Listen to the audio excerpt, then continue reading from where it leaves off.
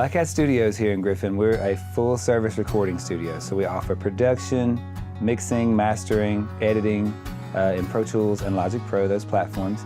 And as far as what I wanted it to be originally, is just to serve more as a ministry. It is a way to provide for me, and it's what I love to do, but I think for our town, that was definitely a gap. And there's a lot of music here. So many musicians come out of here, and so I just felt like it needed a place to cultivate that, and that's what I want this place to be. I got started in the music industry actually when I was 7 when I started playing, but around 12 I started touring with a bluegrass band, and we traveled the country, like all the way to California. It was crazy. We toured and played around, and music has been my life, so I don't know what else I would really do.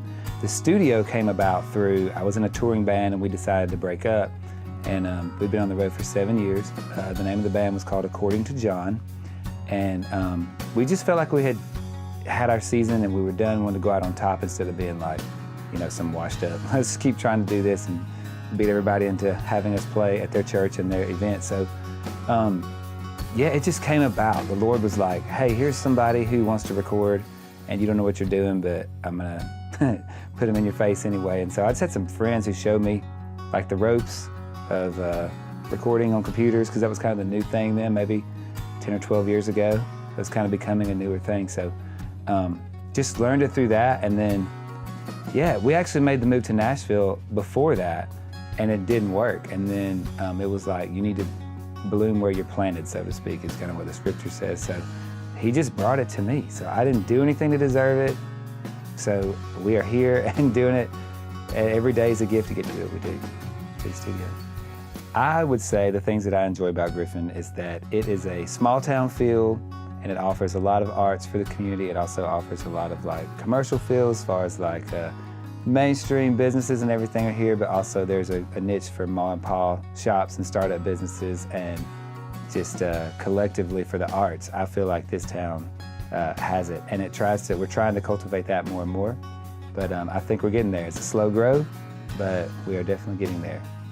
My hope for Griffin is that we would just try to clean up and pick up after each other, and just always be just above reproach in our ways downtown. I feel like some of that gets a little loose, and I feel like we could just do a better job of taking care of our community in that regard. And it takes all of us. It's not just the city commissioner or the one man.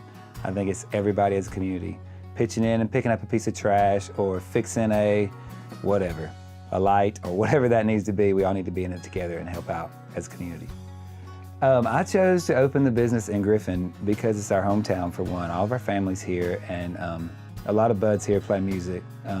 My two right-hand men, Jacob and Ryan, are from Griffin, so they don't live here currently. They moved to Atlanta. It's fine, it's whatever. But I'm glad they're here, and they always come here to help me do what I do better. So it's like a family. The team here is like a family. And we have another guy up here, Edgar, that's a partner of ours that's not, same thing, he's from Florida actually. And he also is a fabulous musician, and something about the small town of Griffin, it makes this special instead of being like we're in Atlanta and there's other big commercial studios, and this just, yeah, it makes it special, it makes it stand out. Hope for Griffin. My hope for Griffin is that I think that we just continue to take care of each other. I think that's what we've been doing for a lot of years, and that's what's kept Griffin great and strong and sort of growing, and I feel like everybody's got everybody's back in Griffin.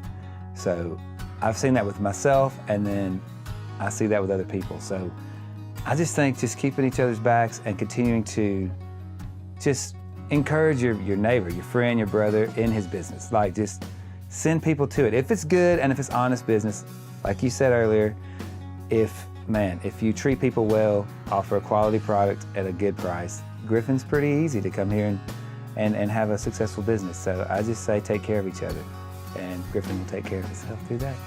So in contrast to owning a small business in Griffin and everyone knowing your business at being a small town, you need to make friends and reach out if you're a new guy in town or a new business into town, because it's a tight-knit family and everybody's got everybody's back. So if you're coming in town and doing business, you need to do business the right way and really treat people fairly and always go above and beyond, and the good will come back to you.